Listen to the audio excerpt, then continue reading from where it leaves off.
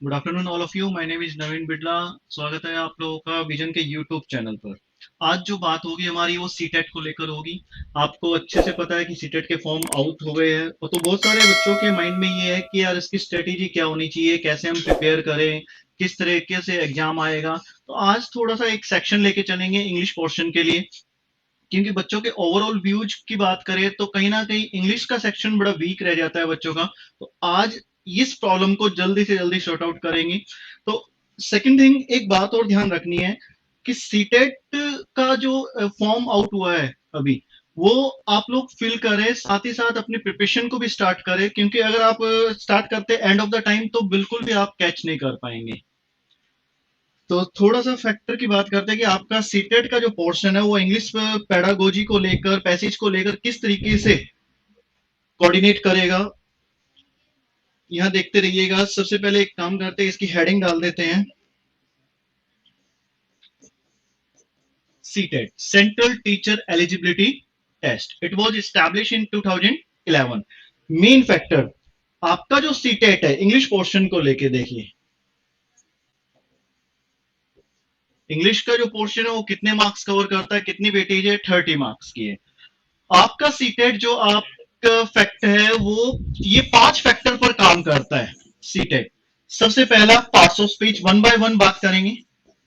Parts of speech, there are 8 topic in parts of speech. First one is noun, second pronoun, third adjective, fourth verb, fifth adverb, conjunction, preposition, and last one is interjection. जो first factor है parts of speech, उसमें हमें इतने सारे topic cover करने होते हैं, क्योंकि ये जो है मेन पार्ट है इंग्लिश का, किसी ये लैंग्वेज का मेन पार्ट है। तो इसको कवर करने के लिए आपको ज्यादा रूल रेगुलेशन प्रोटोकॉल की जरूरत नहीं है। ये ज्यादा डेप्थ में नहीं जाना आपको। इसमें आपको सिर्फ रिकग्नाइजेशन सीखना है कि यार हमें कुछ वर्ड को रिकग्नाइज करना आना चाहिए कि ये नाउन है, प्रोनाउन है, एडजेक्टिव है, वर्ब है, एडवर्ब है, कंजक्शन है, प्रेपोजिशन है या इंटरजेक्शन है। तो आई थिंक फर्स्ट पार्ट आपको अच्छे से समझ में आ गया होगा। सेकंड की बात करें तो सेकंड पोर्शन जो है आपका figure of speech. Second portion क्या है हमारा? Figure of speech. अगर मैं अब आपसे पूछूं क्या होता है फिगर ऑफ स्पीच, तो आपको पता होगा सर, अलंकार को बोलते हैं। हिंदी के अलंकारों की बात करूं तो देर आर 8 अलंकार होते हैं, लेकिन अगर लैंग्वेज के अलंकारों की फिगर ऑफ स्पीच की बात करूं तो टोटल कितने हैं? 26। अब बात आती है कि सर एक नंबर का क्वेश्चन आएगा, उसके लिए 26 कैसे हम मग अप करेंगे? तो इतने करने की आपको जरूरत नहीं है। 2011 से अभी तक जितने भी एग्जाम हुए हैं उनमें जो क्वेश्चन आया है वो सिर्फ इतने ही आए हैं। आपको यहां तक के सीखना है 10 to 14, इससे ज्यादा आपको कोऑर्डिनेट नहीं करना, इससे ज्यादा लेकर नहीं चलना है। और 10 to 14 को भी सिखाने का जो तरीका है फिगर ऑफ स्पीच वो सबसे अच्छा है। तो इसके लिए आपको विजन एकेडमी ज्वाइन कीजिए, सपोर्ट कीजिए, शेयर कीजिए और वीडियो को लाइक करते चलना है।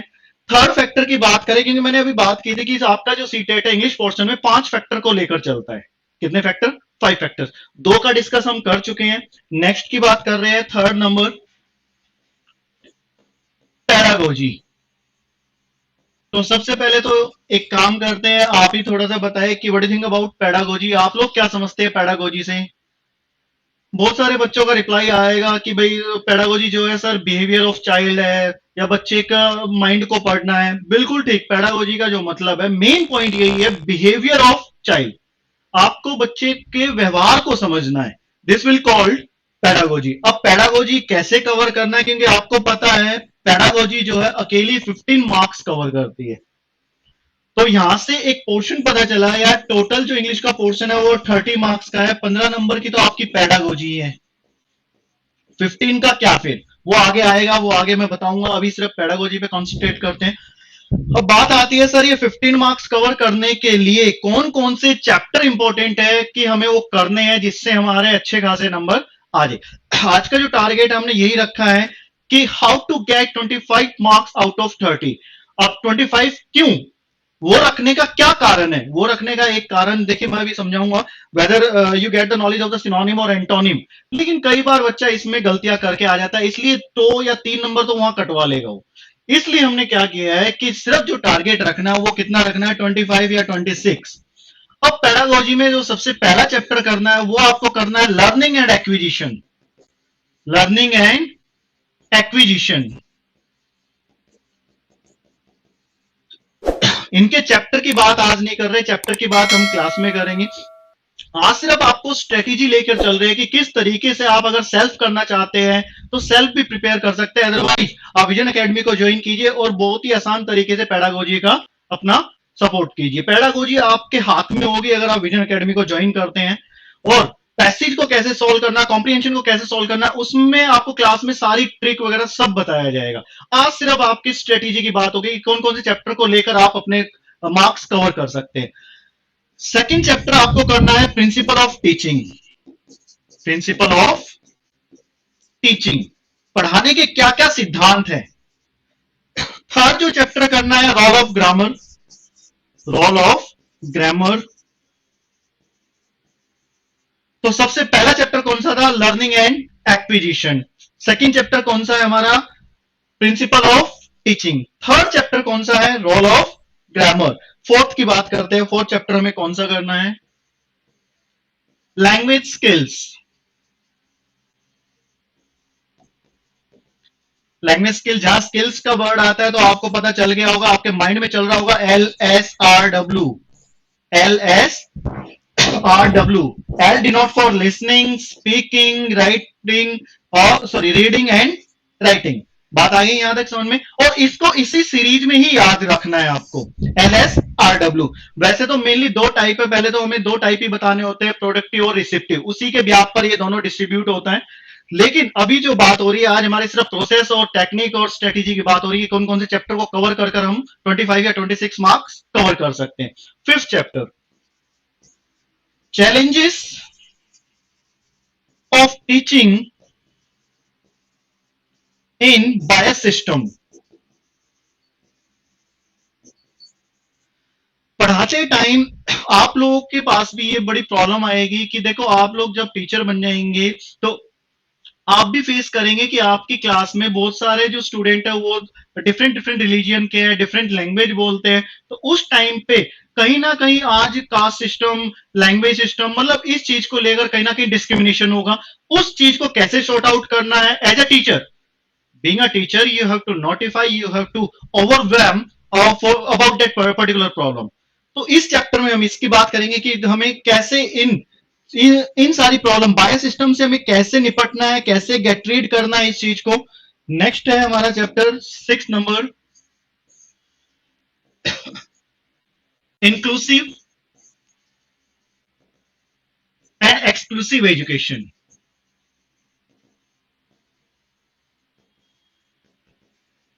समावेशी शिक्षा के बारे में बात करनी है। देखिए इस चैप्टर में, ये चैप्टर भी बड़े अच्छा है, इस ये भी काफी वेटेज रखता है।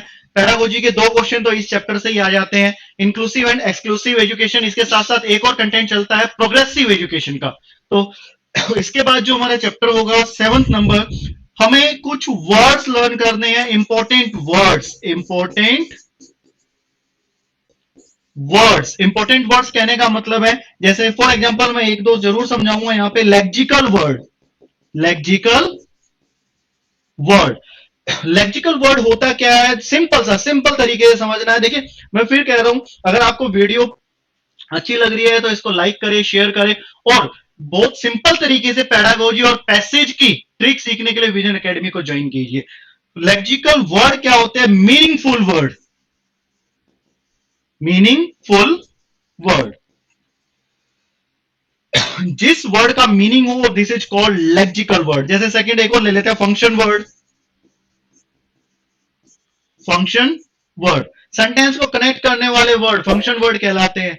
तो ये सारे वर्ड, मतलब अभी बहुत सारे हैं, ग्लाइड राइटिंग वर्ड है, इंटोनेशन वर्ड है, साइट वर्ड है, मतलब ये चीजें आपको जब हम चैप्टर स्टार्ट करेंगे तब आपको सीखने को मिलेगा। आज मेरी बात हो रही है स्ट्रेटेजी की कि क्या लेकर चलना है। 8th चैप्टर जो होगा आपका, फुल फॉर्म्स। फुल फॉर्म, आप ओवरऑल एग्जाम का व्यू देखें तो कुछ क्वेश्चंस फुल फॉर्म पे भी आए हुए हैं। फॉर एग्जांपल जैसे एक यहां ले लेते हैं LAD, LAD, that's mean learning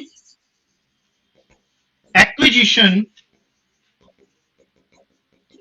device.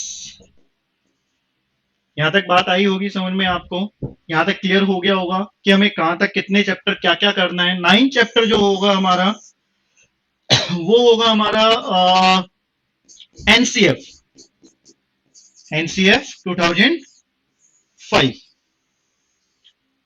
10th जो चैप्टर होगा इसके बारे में ज्यादा बताने की जरूरत नहीं है, अदरवाइज ये सब जानते हैं कि भाई अभी जो एजुकेशन सिस्टम में जो एनसीएफ है वो कौन सा है, 2005 है। बाकी जब हम चैप्टर करेंगे तो उसको काफी अच्छे से इलेबोरेट करेंगे। 10th जो हमारा चैप्टर होगा वो होगा remedial, diagnose and remedial teaching, diagnose and remedial teaching. और ये फैक्टर जो है डायग्नोज और रेमेडियल टीचिंग, ये बायो सिस्टम में भी आ जाएगा, उसी के साथ कोऑर्डिनेट करेगा। उसके अलावा जो है एक चैप्टर और लेकर चलना है हमें, उसमें ले लेते हैं अब, ये हमारा एनसीएफ हो गया है, फुल फॉर्म्स हो गई हैं। होपफुली 10 चैप्टर हमारे हो गए हैं। तो इसके बाद टीचिंग मटेरियल, टीचिंग मटेरियल बड़ा छोटा सा चैप्टर है, ज्यादा लेंथी नहीं है। टीचिंग मटेरियल में आपको ऑडियो वीडियो, ऑडियो वीडियो ये चीजें आपको बताएंगे। लेकिन इसका क्वेश्चन जो आता है वो ओनली एक ही क्वेश्चन आता है और 1 मार्क्स का आएगा। लेकिन ये रेयर है कि भाई ये क्वेश्चन आ जाए, क्योंकि इतना आसान क्वेश्चन है। ये चैप्टर काफी इजी होता है, तो इसको इस पे ज्यादा फोकस ना करके बाकी जितने ऊपर आपने चैप्टर लिखे हैं उस पे ज्यादा फोकस कीजिएगा, क्योंकि आपकी ओवरऑल वेटेज जो है उन पर डिपेंड करती है। नेक्स्ट जो फैक्टर है, फोर्थ फैक्टर की बात करते हैं, कॉम्प्रीहेंशन।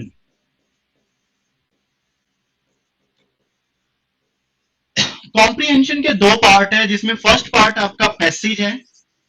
वेटेज की बात करें तो ये ओवरऑल वेटेज कितना, 15 मार्क्स।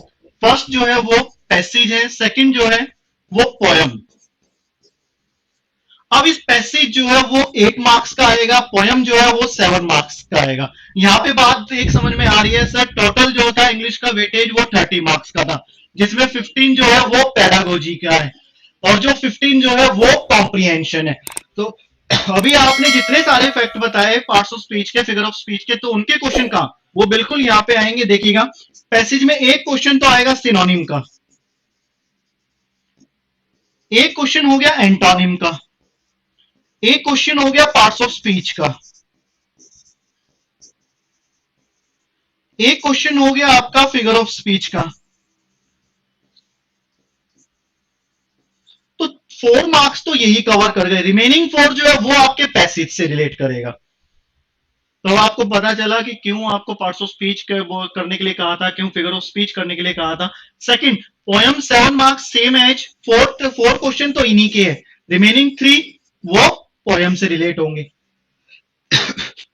यहां तक आपको क्लियर हो गया होगा। हमने फोर्थ फैक्टर की बात कर लिया। सबसे पहला फैक्टर कौन सा था, parts of speech. Second factor कौन सा था, figure of speech. Third factor pedagogy, जो कि बहुत इंपॉर्टेंट है। और फोर्थ फैक्टर कॉम्प्रीहेंशन। कॉम्प्रीहेंशन में बहुत सारे कैंडिडेट का प्रॉब्लम रहता है कि सर सॉल्व नहीं हो पाता और हमें पता नहीं चलता, क्या कोई ट्रिक है। बिल्कुल देखिए, कॉम्प्रीहेंशन को करने के लिए बेहतर तरीका है, आप इस तरीके को सीखने के लिए विजन एकेडमी को ज्वाइन करें। बहुत ही सिंपल तरीके से आपको कॉम्प्रीहेंशन का मैटर समझाया जाएगा, लेकिन उसके साथ साथ आपको वोकैब की भी बहुत ज्यादा जरूरत है, जिसमें हम आपको सिर्फ वही वोकैब प्रोवाइड कराएंगे जो कॉम्प्रीहेंशन में यूज की जाती है। बच्चा क्या करता है, कैंडिडेट हर एक वोकैब को याद करके चलता है, नहीं, कुछ कॉम्प्रीहेंशन जो रिलेटेड टू इकोनॉमिक हो गए, सोशल इश्यूज हो गए, उनकी अलग से वोकैब होती है, तो वो आपको प्रोवाइड की जाएगी। अब बात करते हैं फिफ्थ फैक्टर की। फिफ्थ फैक्टर दो टाइप के इसको डिस्ट्रीब्यूट करेंगे। पहला क्वेश्चन टैग, सेकंड एरर। 2013 में क्वेश्चन टैग का एक क्वेश्चन आया था। क्वेश्चन टैग होता क्या है, रिपीटेड क्वेश्चन होता है। मैंने कहा ना अभी चैप्टर की बात पूरी नहीं करूंगा, इस चैप्टर को जब कराऊंगा तब इलेबोरेट करूंगा। आज सिर्फ स्ट्रेटेजी कि क्या क्या लेकर हमें चलना है। 2013 में एक क्वेश्चन जो है वो क्वेश्चन टैग का आया था, और अब 2020 और 21 में जो पेपर हुआ है, 22 में जो पेपर हुआ, सॉरी 21 में जो पेपर हुआ, उसमें जो है एरर का क्वेश्चन देखने को मिला है। मतलब पहले क्या करता था, पहले सिर्फ सीटेड जो है रिकॉग्नाइज पर ही रह जाता था कि आपको सिर्फ वर्ड बोल्ड किया हुआ है, आपको यह बताना है कि which type of the following is correlated according two parts of speech. Noun है, प्रोनाउन है, एडजेक्टिव है या एडवर्ब है। अब उसने जो 21 में 2021 में जो पेपर लिया था, उसने क्वेश्चन जो दिया था वो कौन से चैप्टर से दिया था? कंजक्शन से दिया था। कंजक्शन में किसका था? वो बोथ का था, आई थिंक बोथ ही का था, बिल्कुल आप फिर भी चेकआउट कीजिएगा। उसने वहां बोथ के साथ जो पेयर बनाया था वो एज वेल एज बनाया था, जो कि बिल्कुल गलत है। बोथ के साथ जो पेयर बनता है वो किसका बनता है? एंड का। तो अब कहने का मतलब ये निकला है कि अब आपको इनके रिकग्नाइजेशन सीखने के साथ साथ थोड़े थोड़े इनके रूल और टर्म्स कंडीशन सीखनी पड़ेगी। मतलब ज्यादा डेप्थ में नहीं जाना, सिर्फ थोड़े थोड़े। तो हमने 5 फैक्टर की बात कर ली है, स्ट्रेटेजी की बात कर ली है। अगर आप इस तरीके से आप अपने आप को प्रिपेयर करते हो for the coming new exam of CTET, तो आप definitely you can get the 25 और 26 मार्क्स आउट ऑफ 30। तो उम्मीद करता हूं आप लोगों को वीडियो पसंद आई होगी। अगर वीडियो अच्छी लगे तो लाइक और शेयर जरूर कीजिए, सब्सक्राइब कीजिए, और अच्छे सी ट्रिक सीखने के लिए, सीटेट में मार्क्स लेने के लिए, कॉम्प्रिहेंशन को सॉल्व करने के लिए विजन एकेडमी को ज्वाइन कीजिए। Thanks for watching, thank you so much.